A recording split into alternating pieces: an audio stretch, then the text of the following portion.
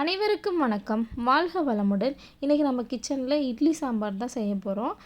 பாசிப்பருப்பு வச்சு தான் இன்றைக்கி சாம்பார் செய்ய போகிறேன். காய்கறிலாம் எதுவுமே சேர்க்கல. ப்ளைன் சாம்பார் தான். சிம்பிளான ரெசிபி தான், சூப்பராக இருக்கும். அதுக்கு முன்னாடி நம்ம பாசிப்பருப்பில் என்னென்ன பெனிஃபிட்ஸ் இருக்குது அப்படின்றத பார்க்கலாம் வாங்க. பச்சை பயிர்லேருந்து நம்ம கிடைக்கிறதா பாசிப்பருப்பு, சிறுபருப்பு அப்படின்னு சொல்கிறோம். அதில் இருக்க தோலை ரிமூவ் பண்ணிவிட்டு நம்ம கிடைக்கிறது தான் பாசிப்பருப்பு. இது நிறைய ஊட்டச்சத்து இதில் இருக்குது. நிறைய ஹெல்த் பெனிஃபிட்ஸ் நிறையவே இருக்குது. இதில் vitamin A, vitamin B complex, vitamin C, அப்புறம் விட்டமின் இ, அப்புறம் பொட்டாசியம் இருக்குது, புரதம் இருக்குது, இரும்பு சத்து நிறைய இருக்குது, நார் சத்து இருக்குது, ஆன்டி ஆக்சிடென்ட் நிறைய இருக்குது. வெயிட் லாஸ் பண்ணுறவங்கலாம் இதை எடுத்துக்கலாம். லோ கலோரிஸ் தான்.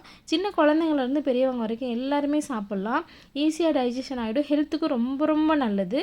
இப்போ நம்ம பாசிப்பருப்பு வச்சு எப்படி இட்லி சாம்பார் செய்யலான்றதை பார்க்கலாம் வாங்க. இன்றைக்கி 1 கப் நான் பாசிப்பருப்பு எடுத்திருக்கேன். அதை லைட்டாக ஹீட் பண்ணி எடுத்துக்கலாம். ரொம்ப நேரம் ஃப்ரை பண்ணோம் அப்படின்லாம் அவசியம் கிடையாது. கலர் சேஞ்ச் ஆகிற வரைக்கும் வச்சுட்டு நம்ம லைட்டாக ஹீட் பண்ணி எடுத்துட்டாலே போதும். ஒரு ஃப்ளேவருக்காக தான் நம்ம பருப்பை லைட்டாக ஹீட் பண்ணி எடுத்துக்கிறோம். வாசம் நல்லாயிருக்கும்.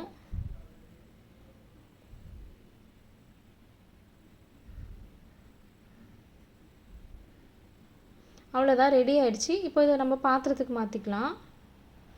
பருப்பு ரொம்ப நேரம் ஊற வச்சு சமைக்கணும்லாம் கிடையாது. பாசி பருப்பு நமக்கு சீக்கிரமே வெந்து வந்துடும்.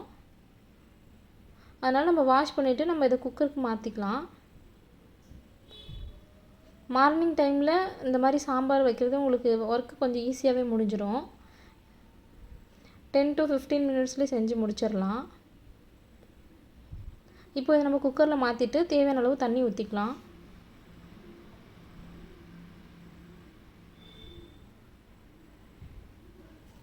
நான் 2 பேர் சாப்பிட்ற அளவுக்கு தான் சாம்பார் வச்சுருக்கேன். நீங்கள் எத்தனை பேரோ அவ்வளோ குவான்டிட்டி செக் பண்ணி போட்டுக்கோங்க. ஒரு வெங்காயம் நீட்டமாக கட் பண்ணி சேர்த்துருக்கேன். ஒரு பச்சை மிளகாய், ஒரு தக்காளி, 1/4 டீஸ்பூன் மஞ்சள்தூள் சேர்த்துக்கலாம். 1/4 டீஸ்பூன் ஜீரகம் சேர்த்துக்கலாம். பூண்டு போட்டுக்கோங்க. நான் இன்றைக்கி பூண்டு போடல. கொஞ்சமாக பெருங்காயத்தூள் சேர்த்துக்கலாம். அவ்வளோதான். இதை அடுப்பில் வச்சுட்டு நம்ம 3லேருந்து 4 விசில் வரைக்கும் விட்டுக்கலாம். பருப்பு நல்லா குழஞ்சி வந்தால் தான் நல்லாயிருக்கும். நல்லா திக்காகவும் இருக்கும் சாம்பார்.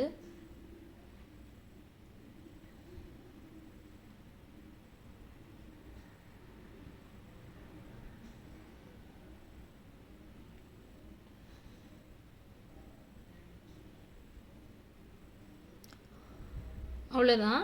இப்போ விசில் இறங்கிடுச்சு. ஓப்பன் பண்ணி பாருங்கள். பருப்புலாம் நல்லா வெந்து வந்துருச்சு பாருங்கள். இதை நான் மத்து வச்சு நல்லா மசிச்சுக்கிறேன். சாம்பார் கரண்டி இருந்தால் அதுலேயும் நீங்கள் நல்லா சுற்றி நல்லா கிண்டி விட்டிங்கனாலே பருப்பு ஈஸியாக மசிஞ்சிடும். இப்போ இதை நம்ம அடுப்பில் வச்சுட்டு தேவையான அளவு தண்ணி ஊற்றிக்கலாம். இப்போ இது நல்லா கொஞ்சம் கொதிஞ்சு வரட்டும்.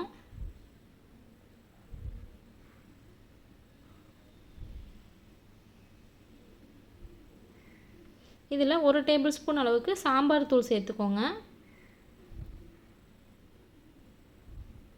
இப்போ இதை நல்லா மிக்ஸ் பண்ணி விட்டுக்கலாம். தேவையான அளவு உப்பு சேர்த்துக்கலாம்.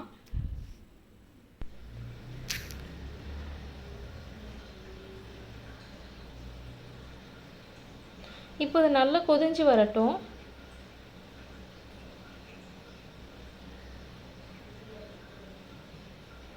சூப்பராக கொதிஞ்சு வருது பாருங்கள். சாம்பாரும் நல்லா திக்காயிடுச்சு.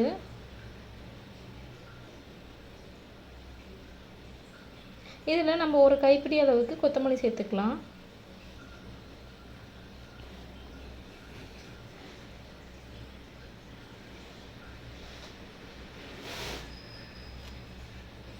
அவ்வளோதான், ரெடி ஆயிடுச்சு சாம்பார்.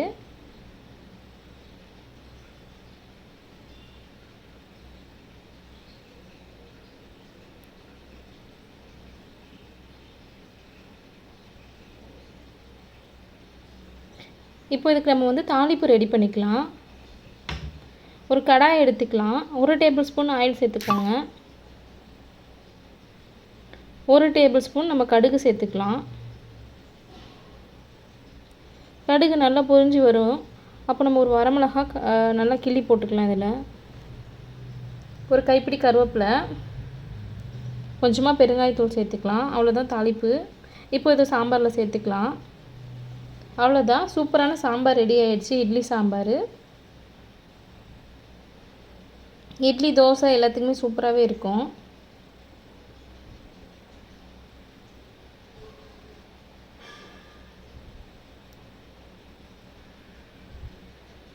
கண்டிப்பாக இந்த மாதிரி ட்ரை பண்ணி பாருங்கள். இட்லி சாம்பார் மார்னிங் சாப்பிட்றது நம்ம ஹெல்த்துக்கு ரொம்ப ரொம்ப நல்லது. மெயினாக நம்ம ஹாஸ்பிட்டல் போனாலுமே நம்ம வந்து டாக்டர் வந்து இட்லி கொடுங்க அந்த மாதிரி தான் சொல்லுவாங்க. குழந்தைங்களுமே நல்லா விரும்பி சாப்பிடுவாங்க. கண்டிப்பாக இந்த மாதிரி ட்ரை பண்ணி பாருங்கள். ட்ரை பண்ணி பார்த்துட்டு எப்படி இருக்குன்னு கமெண்ட் பண்ணுங்கள். Subscribe and follow my channel. Thank you.